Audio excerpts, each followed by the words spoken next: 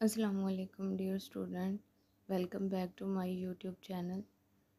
आज हमारा 9th class का तर्जुमतुल कुरान का लेक्चर नंबर 3 है, जिसमें हम देखेंगे सूरतुल अंबिया।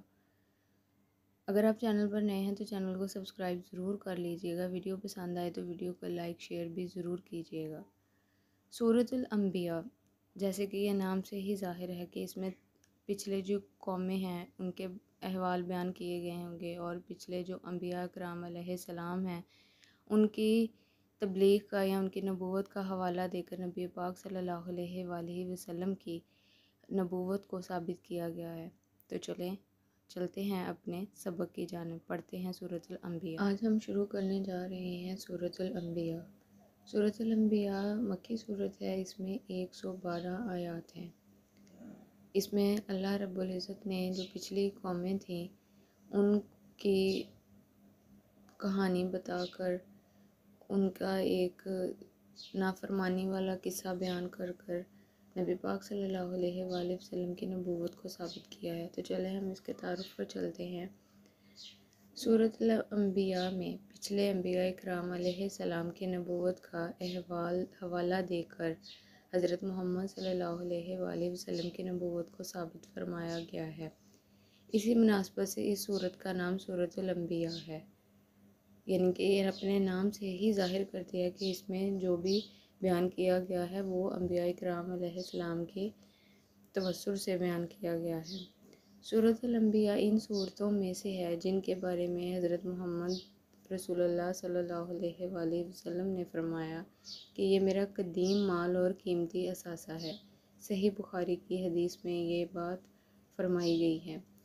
अच्छा, दूसरी मक्की सूरतों की तरह सूरत अंबिया का खुलासा भी तौहीद, रिसालत और आखिरत का ईमान है। अब इसमें कुछ मज़ामीन बयान किए गए हैं, उनको देखते हैं कि इसमें कौन कौन से मज़ामीन जो हैं वो बयान किए गए हैं। सूरतुल अंबिया इस वक्त नाजिल हुई जब मुशरिकीन मक्का मुसलमानों पर तरह तरह के जुल्म डाल रहे थे। सूरतुल अंबिया में तौहीद बारी ताला के दलाइल दिए गए हैं। ये उस वक्त सूरत नाजिल हुई जब कुछ मुसलमानों के हिस्से ने इस्लाम कबूल कर लिया था, और उन पर जो थे मुशरिकीन जो थे, नाफरमान जो थे, वो उनके लिए तरह तरह की मुश्किलात खड़ी कर रहे थे। उनके ऊपर जुल्म किया जा रहा था, और अल्लाह रब्बुल इज़्ज़त ने सूरत अंबिया में तौहीद बारी ताला के दलाइल भी दिए गए हैं कि इसमें वो बातें भी बयान की गई हैं जो कि तौहीद के रिलेटेड है। कुरान मजीद और रिसालत पर मुशरिकीन के इतराज़ात का भरपूर जवाब दिया गया है। सूरत के दरमियानी हिस्से में अंबिया इकराम अलैहिस्सलाम और हज़रत मरियम का तस्करा फरमाया गया है। हज़रत मरियम का बार बार तस्करा बयान करने का यही मकसद था कि अल्लाह ताला की ज़ात हर चीज़ पे कादिर है। वो बिन बाप के भी औलाद पैदा करवा देता है, कर सकता है। वो कुन कह दे और हर चीज़ हो जाती है। तो इसलिए अल्लाह ताला की ज़ात पर इतराज़ करने वालों के लिए हज़रत ईसा अलैहिस्सलाम की मौजूदाना पैदाइश ही बहुत बड़ा जवाब है। और उसके अलावा जितनी साबका कौमें थी, हज़रत नूह अलैहिस्सलाम का वाक़या पढ़ लें, कौम आद और कौम समूद का पढ़ लें, तो उसमें भी यही मिलता है कि नाफरमानों को अल्लाह ताला की ज़ात सज़ा देती है, और जो नेकी के रास्ते पर चलते हैं वो जन्नत में होंगे जिसमें नहरें बह रही होंगी। सूरतुल अंबिया के आखिर में आखिरत पर ईमान लाने का जिक्र है, क़यामत के करीब आने और दीगर अहवाले क़यामत का बयान है। फिर इस हकीकत का जिक्र है कि साबित कदमी और इखलास के साथ नेकी की राह पर चलने वालों के लिए कामयाबी है। यहाँ पर वही बात बता दी गई कि जो तकवा इख्तियार करते, जो परहेज़गारी इख्तियार करते हैं, वो लोग ही साबित कदमी वाले लोग हैं, वो ही सिरात मुस्तकीम पर चलने वाले लोग हैं। ऐसे लोगों को न आखिरत में कोई खौफ होगा। साथ ही ये भी बता दिया गया है कि सरवर कायनात यानी हज़रत मोहम्मद सल्लल्लाहु अलैहि वसल्लम को तमाम जहानों के लिए सरापाए रहमत बनाकर भेजा गया है, कि जो नबी पाक सल्लल्लाहु अलैहि वसल्लम के कुरान मजीद नाजिल करने और तबलीग इस्लाम से लेकर जो भी उन्होंने बयान किया है, उन्होंने अपनी तरफ से कुछ नहीं बयान किया, बल्कि उन्हें रहमतुल लिल आलमीन बनाकर दोनों जहानों के लिए भेजा गया था, और वो जो बात कहते थे वो अल्लाह रब्बुल इज़्ज़त की तरफ से आई हुई वही के मुताबिक ही कहते थे। अब इसके कुछ इल्मी और अमली नुकात हैं जो कि याद करने, जो कि पढ़ने बहुत ज़रूरी है स्टूडेंट्स। तो चलें हम इसका एक एक करके देखते हैं कि इसमें क्या बयान किया गया है। क़यामत का वक्त करीब से करीब तर होता जा रहा है, इसलिए हमें अल्लाह ताला से गाफिल होकर ज़िंदगी नहीं गुजारनी चाहिए। अब यहाँ पर क़यामत जो कि एक हकीकत अटल है कि वो तो आके ही रहनी है, वो उसमें कोई रद्दोबदल नहीं है। वो चाहे तो अभी आ जाए, वो चाहे तो पता नहीं कब तक ना आए।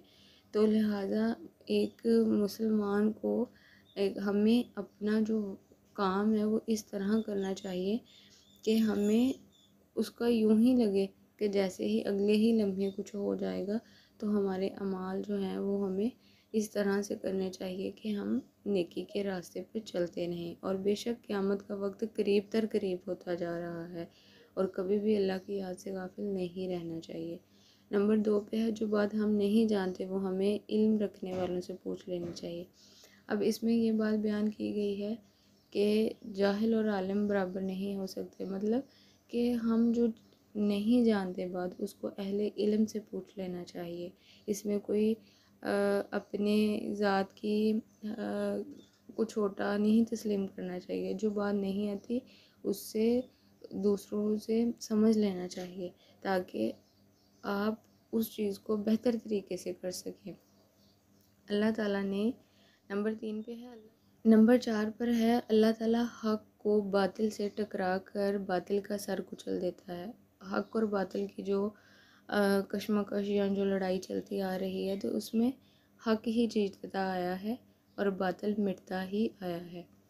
नंबर 5 पे है, इस कायनात में अगर एक से ज़्यादा खुदा होते तो ज़मीन और आसमान में फ़साद बर्पा हो जाता। यहाँ पर भी अल्लाह ताला ने अपनी ज़ात को वहदहु ला शरीक साबित किया है कि अगर सोचें कि इस दुनिया में एक से ज़्यादा कायनात में इसमें खुदा होते तो दुनिया ज़मीन और आसमान में फ़साद ना बर्पा हो जाता।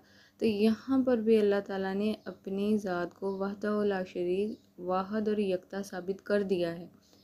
आगे है, हर शख्स अपने अमाल का अल्लाह ताला के सामने जवाबदेह होगा। यहाँ जो हम अपनी अदालतों में कहते हैं ना, लोगों के हिसाब किताब करने लगे होते हैं, ये हमारा काम नहीं है, ये अल्लाह रब्बुल इज़्ज़त। अब हम देखते हैं कि अहम मालूमात में हमें जानने के लिए क्या मिलता है। यहाँ पर हज़रत आदम अलैहिस्सलाम का लक़ब जो है वो दिया हुआ है अबुल बशर। हज़रत इब्राहीम अलैहिस्सलाम का लक़ब है खलीलुल्लाह। हज़रत मूसा अलैहिस्सलाम का लक़ब है कलीमुल्लाह।